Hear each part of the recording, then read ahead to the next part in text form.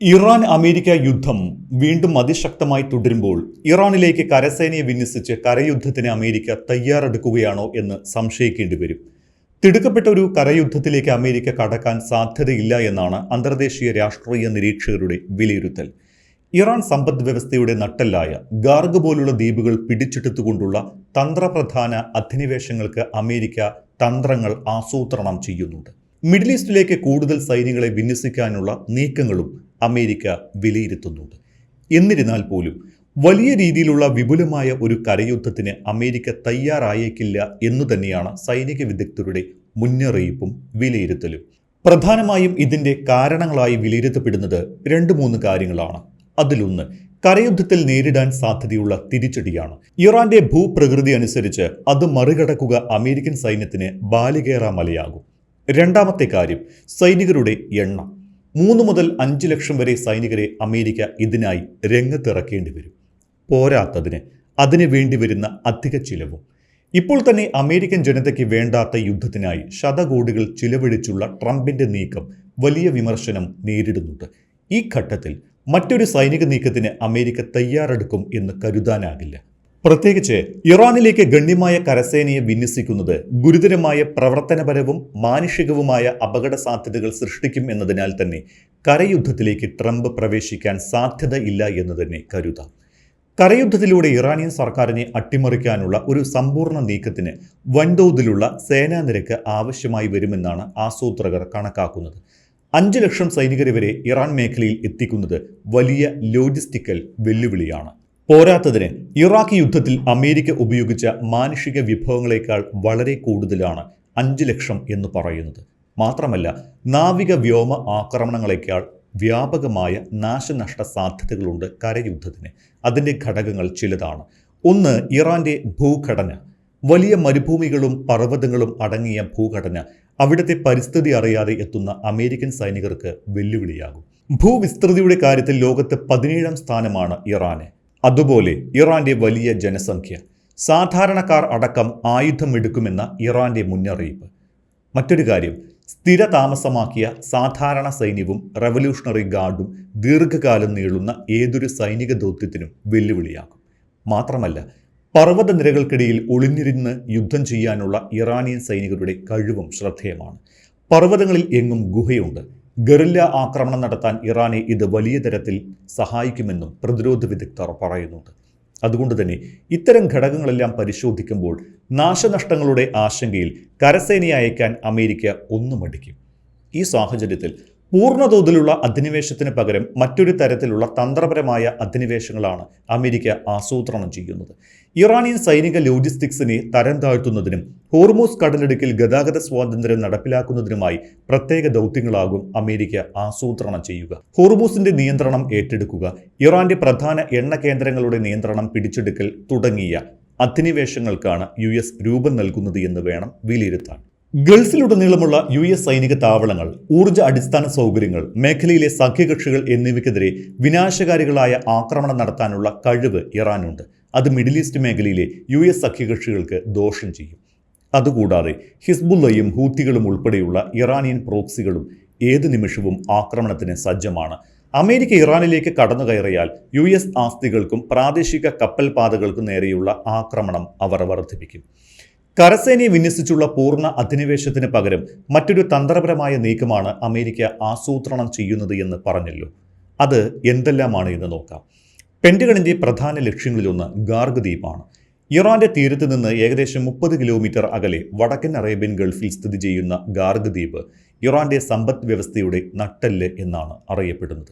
ഇറാന്റെ അസംസ്കൃത എണ്ണ കയറ്റുമതിയുടെ 90% പ്രോസസ്സ് ചെയ്യപ്പെടുന്നതും കയറ്റുമതി ചെയ്യപ്പെടുന്നതും ഇവിടെ നിന്നാണ്.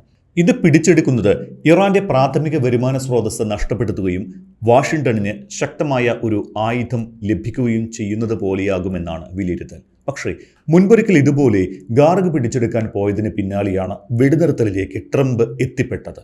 മറ്റൊന്നാണ് ഖഷൻ ദ്വീപ്. ഹോർമൂസ് കടലിടുക്കിനുള്ളിൽ തന്നെ സ്ഥിതി ചെയ്യുന്ന ഖഷൻ ദ്വീപിൽ വാണിജ്യ സൈനിക ഷിപ്പിങ്ങിന് ഭീഷണിയാകുന്ന തരത്തിൽ കപ്പൽ ആക്രമിക്കാനുള്ള യുദ്ധോപകരണങ്ങൾ സൂക്ഷിക്കുന്ന ഒരു വലിയ ഭൂഗർഭ തുരങ്ക ശൃംഖല ഉണ്ടെന്ന് വിശ്വസിക്കപ്പെടുന്നു. ഖഷമിനൊപ്പം ലാറക് ദ്വീപിൽ ഇറാനിയൻ ബങ്കറുകൾ, ഫാസ്റ്റ് അറ്റാക്ക് ക്രാഫ്റ്റുകൾ, റഡാർ ഇൻസ്റ്റാളേഷനുകൾ എന്നിവയുമുണ്ട്. ഇവയെല്ലാം ഹോർമുസ് കടലിടുക്കിൽ ഇറാന്റെ നിയന്ത്രണം ശക്തിപ്പെടുത്താൻ സഹായിക്കുന്നവയാണ്. മൂന്നാമത്തെ US ലക്ഷ്യം അല്പം അപകടം നിറഞ്ഞതാണ്. അത് US പ്രത്യേക പ്രവർത്തന സേനയെ ഇറാന്റെ പ്രധാന ഭൂപ്രദേശത്തേക്ക് ആഴത്തിൽ വിന്യസിക്കുക എന്നതാണ്. പക്ഷേ പതിറ്റാണ്ടുകളായി ഇത്തരമൊരു അടിയന്തര സാഹചര്യത്തിനായി തയ്യാറെടുക്കുന്ന ഇറാൻ കരയാക്രമണത്തിന്റെ സാധ്യതയെക്കുറിച്ച് ഗഹനമായ പഠനങ്ങൾ തന്നെ നടത്തിയിട്ടുണ്ട്. വിയറ്റ്നാം, ഇറാഖ്, അഫ്ഗാനിസ്ഥാൻ എന്നിവിടങ്ങളിലെ അമേരിക്കൻ പ്രവർത്തനങ്ങളെക്കുറിച്ച് ഇറാനിയൻ സൈന്യം സമഗ്രമായി പഠിച്ചിട്ടുണ്ട്. കൂടാതെ ചൈനയിലും റഷ്യയിലും നിന്ന് പരിശീലനവും നേടി. മാത്രമല്ല, റവല്യൂഷണറി ഗാർഡിലെ സൈനികർക്ക് ലെബനനിൽ നിന്നും സിറിയയിൽ നിന്നും വിപുലമായ യുദ്ധപരിചയവും ലഭിച്ചിട്ടുണ്ട്.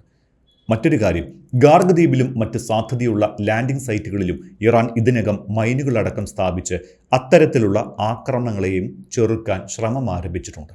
തങ്ങളുടെ ശേഖരത്തിലെ ഏറ്റവും മികച്ച മിസൈലുകൾ തന്നെ ഈയൊരു സാഹചര്യം നേരിടാനായി ഇറാൻ സൈന്യം കരുതി വെച്ചിട്ടുണ്ട് എന്ന് പറയാം. നൂതന ആയുധങ്ങളുമായി ചൈനയും ഇറാനൊപ്പം ചേരുകയും ചെയ്യും.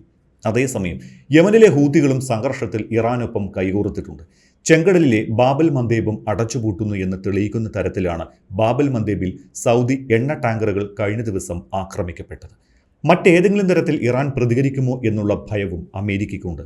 അതിലൊന്നാണ് 1979 സമാനമായ ബന്ദിയാക്കൽ അരങ്ങേറുമോ എന്നത്.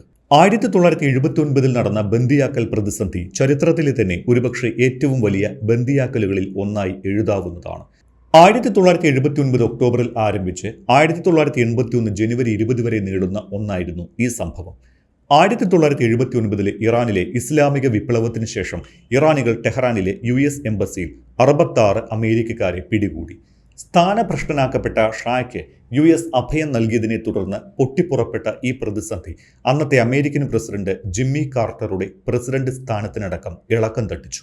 ഇസ്ലാമിക വിപ്ലവത്തെ തുടർന്ന് അമേരിക്കയിലേക്ക് നാടുവിട്ട ക്യാൻസർ ബാധിതനായ ഷാ മുഹമ്മദ് റസ പഹ്ലവിയെ വിചാരണ നേരിടാൻ ഇറാനിലേക്ക് തിരിച്ചയക്കണമെന്ന് വിപ്ലവ വിദ്യാർത്ഥികൾ അമേരിക്കയോട് ആവശ്യപ്പെട്ടു.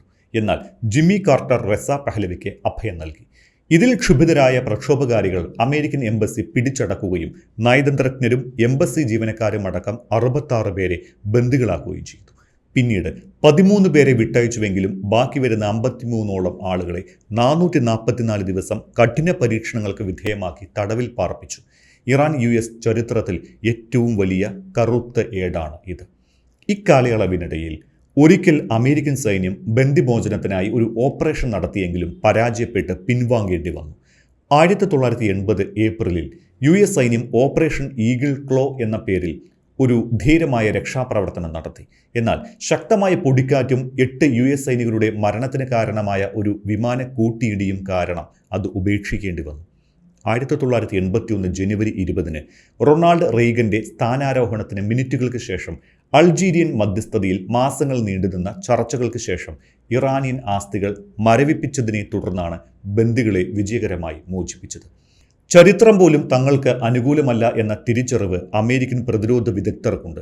അവർ നേരിടുന്ന ഏറ്റവും വലിയ വെല്ലുവിളി ഇറാനുമായി യുദ്ധത്തിൽ ഏർപ്പെടുക എന്നതല്ല, അത്തരമൊരു യുദ്ധം എത്ര വലിയ അപകടവും മണ്ടത്തരവുമാണ് എന്ന് പ്രസിഡന്റ് ഡൊണാൾഡ് ട്രംപിന് മനസ്സിലാക്കി കൊടുക്കുക എന്നതാണ്.